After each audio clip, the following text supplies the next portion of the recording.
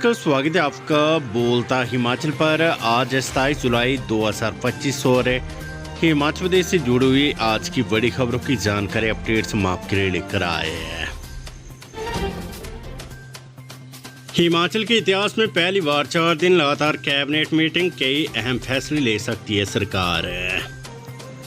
हिमाचल प्रदेश के इतिहास में पहली बार 4 दिवसीय कैबिनेट बैठक होने जा रही है, जिसकी शुरुआत मुख्यमंत्री सुखविंदर सिंह सुक्खू के नेतृत्व में 28 जुलाई को होगी और ये 31 जुलाई तक चलेगी। बैठकों का समय 2 घंटे दोपहर 12 से 2 बजे तक रहेगा। इन महत्वपूर्ण बैठकों में कई अहम फैसलों पर चर्चा होने और मोहर लगने की संभावना है। संयुक्त सचिव सामान्य प्रशासन की तरफ से 4 दिवसीय कैबिनेट बैठक को लेकर अधिसूचना जारी की गई है। बता दें कि इस मानसून सीजन में हिमाचल प्रदेश ने बादल फटने, अचानक आई बाढ़ और भारी बारिश के कारण भारी तबाही झेली है। इस प्राकृतिक आपदा में भारी जान माल का नुकसान हुआ है। सरकारी आंकड़ों के अनुसार करीब 425 घर पूरी तरह से जमींदोज हो गए हैं, जबकि लगभग 800 घरों को आंशिक क्षति पहुंची है। विशेष रूप से सराज क्षेत्र में 30% से अधिक परिवार किसी न किसी रूप से आपदा से प्रभावित हुए हैं। कई लोगों के आशियाने उजड़ गए हैं। किसानों और बागवानों के खेत खलिहान और सेब के बगीचे बह गए और बड़ी संख्या में पालतू मवेशी भी बाढ़ की चपेट में आ गए हैं। मुख्यमंत्री सुक्खू ने सराज विधानसभा क्षेत्र के दौरे के दौरान आपदा प्रभावितों को विशेष पैकेज का आश्वासन दिया था। उम्मीद है कि आगामी कैबिनेट बैठक में इस वायदे को पूरा करते हुए सरकार वित्तीय सहायता की घोषणा कर सकती है। ऐसी संभावना है कि जिन परिवारों के घर पूरी तरह से ध्वस्त हो गए हैं, उन्हें सरकार प्रति परिवार 7 लाख रुपए तक की मंजूरी दे सकती है।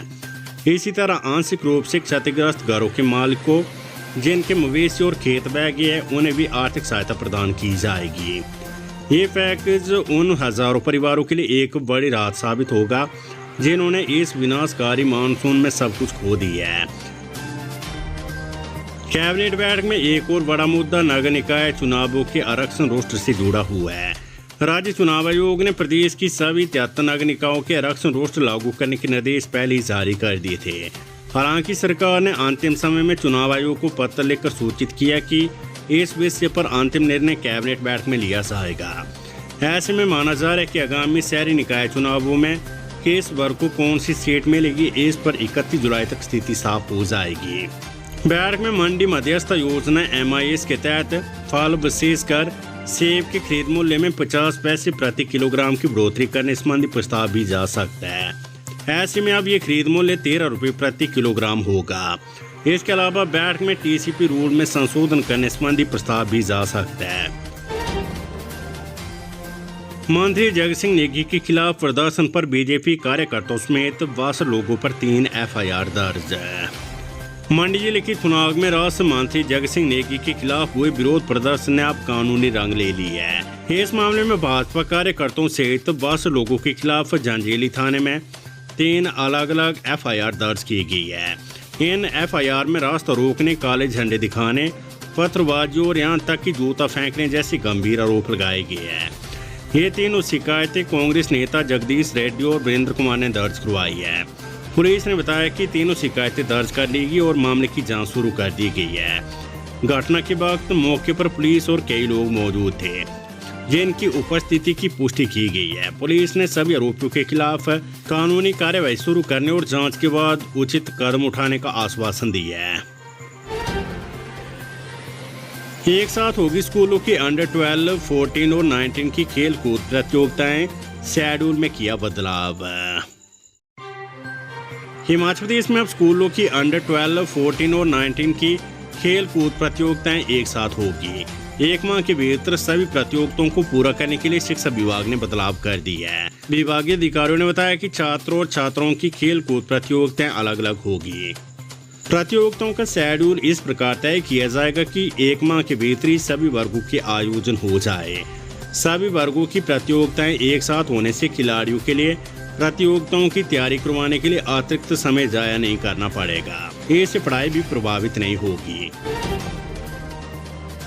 सेब सीजन में बाहरी राज्यों से आने वाले ट्रक ऑपरेटरों को SRT में छूट, अधिसूचना जारी। हिमाचल प्रदेश में सेब सीजन ने रफ्तार पकड़ ली है। ऐसे में हिमाचल प्रदेश सरकार ने मौजूदा सेब सीजन के दौरान बाहरी राज्यों के ट्रक चालकों को विशेष पद कर स्पेशल रोड टैक्स में छूट देने का निर्णय लिया है। ट्रक मालिकों को ये छूट 1 अगस्त से 31 अक्टूबर तक रहेगी। हिमाचल प्रदेश में प्रवेश करने वाले दूसरे राज्यों के ट्रक चालक जो कि नेशनल परमिट में कवर नहीं है, उन्हें अन्य राज्यों में आलू और सेब के परिवहन के लिए विशेष पथ कर से छूट प्रदान की गई है। परिवहन विभाग ने इस संबंध में अधिसूचना जारी कर दी है। नेता प्रतिपक्ष एवं पूर्व मुख्यमंत्री जयराम ठाकुर बोले, आरोपी अधिकारियों को सरकार कर रही है पुरस्कृत। नेता प्रतिपक्ष जयराम ठाकुर ने आरोप लगाया कि व्यवस्था परिवर्तन के दौर से गुजरी सरकार आरोपी अधिकारियों को पुरस्कृत कर रही है। इसका प्रमाण ऊर्जा निगम के महाप्रबंधक विमल नेगी की संदिग्ध परिस्थितियों में हुई मृत्यु के मामले के आरोपियों पर बारी बारी मेहरबानी करना है। जयराम ठाकुर ने जारी बयान में कहा है कि इस मामले में आरोपियों को जब तक जमानत नहीं मिली तब तक उनके खिलाफ कोई प्रभावी कार्रवाई नहीं की गई। इसी तरह सुप्रीम कोर्ट से जमानत का विरोध भी नहीं किया गया। उन्होंने कहा कि मुख्यमंत्री ने स्वर्गीय विमल नेगी की पत्नी को इंसाफ दिलाने का वायदा किया था। ऐसे में जब भी आरोपियों को पुरस्कृत कर रहे तो कैसे उनसे नजरें मिलाएंगे। स्कूली छात्रा को अश्लील SMS भेजने के मामले में शनिवार को राजगढ़ पुलिस ने आरोपी शिक्षक को गिरफ्तार कर लिया है। इस मामले की शिकायत गत 9 जुलाई को छात्रा के अभिभावकों की तरफ से महिला थाना सोलन में की गई थी। महिला थाना सोलन से ऑनलाइन इस शिकायत को राजगढ़ थाना में ट्रांसफर कर दिया गया। छात्रा के अभिभावकों की ओर से दर्ज करवाई गई शिकायत के अनुसार ये शिक्षक उनकी बेटी की सहेली के माध्यम से उनकी बेटी को काफी लंबे समय से अश्लील SMS भेजता था। Weather update. हिमाचल में 3 दिन बारिश का अलर्ट। 31 जुलाई से धीमा पड़ेगा मानसून। हिमाचल प्रदेश में रविवार व सोमवार को 2 दिन कई जिलों में 1-2 स्थानों पर भारी बारिश का येलो अलर्ट जबकि मंगलवार को ऑरेंज अलर्ट जारी किया गया है। 31 जुलाई से मानसून थोड़ा धीमा पड़ जाएगा क्योंकि इसके बाद से कोई अलर्ट जारी नहीं किया गया है। शनिवार को राजधानी शिमला सहित प्रदेश के अधिकांश हिस्सों में धूप खिली और कुछ स्थानों पर हल्की फुल्की बारिश हुई है। शनिवार शाम तक प्रदेश में 2 नेशनल हाईवे 211 संपर्क मार्ग अवरुद्ध रहे जबकि दिन भर 11 मार्गों को दुरुस्त बनाया गया। वहीं कुल्लू जिले में 45, कांगड़ा में 12 संपर्क मार्ग बंद है जिन्हें खोलने के लिए मशीनरी और लेबर जुटी हुई है। अब राज्य में मात्र 31 बिजली ट्रांसफार्मर और 141 पेयजल योजनाएं प्रभावित है। भवन निर्माण के लिए जियोलॉजिकल और स्ट्रक्चर डिजाइन की रिपोर्ट अनिवार्य, सरकार ने लिया फैसला। हिमाचल प्रदेश के शहरी क्षेत्रों में अब भवन निर्माण के लिए जियोलॉजिकल, भूगर्भीय और स्ट्रक्चरल डिजाइन की रिपोर्ट अनिवार्य होगी। शिमला, कुल्लू, धर्मशाला, किन्नौर, मंडी, सोलन, ऊना, नान और चंबा शहर में डेवलपमेंट प्लान तैयार किया जा रहा है। इसमें स्ट्रक्चर डिजाइन और इंजीनियर की रिपोर्ट होना जरूरी है। सरकारी भवनों में रिपोर्ट अनिवार्य कर दी गई है। इसी के तहत भवनों का निर्माण किया जा रहा है। अब शहरी क्षेत्रों में भी इस योजना को सिरे चढ़ाया जा रहा है। हिमाचल प्रदेश में प्राकृतिक आपदा के चलते सरकारी और निजी भवनों को नुकसान हो रहा है। सचिवालय में केंद्रीय टीम और हिमाचल अधिकारियों के बीच हुई बैठक में भी इस मामले पर चर्चा हुई है। एसपीयू पहली बार ऑनलाइन काउंसलिंग से भरेगा कॉलेजों में PG BEd की सीटें। एसपीयू मंडी में आने वाले कॉलेजों में स्नातकोत्तर कक्षों में प्रवेश लेने की राह आसान होगी।